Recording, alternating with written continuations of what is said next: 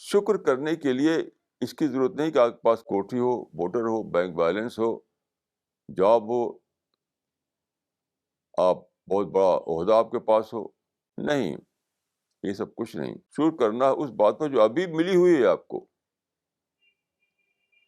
میں بول رہا ہوں اور آپ سن رہے ہوں، یہ کیسے پاسبل ہوا؟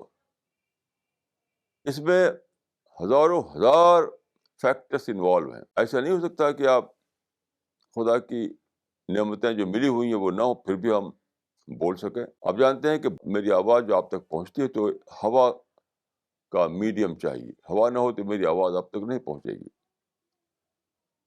اس کے علاوہ اور ہزاروں فیکٹرز درکار ہیں.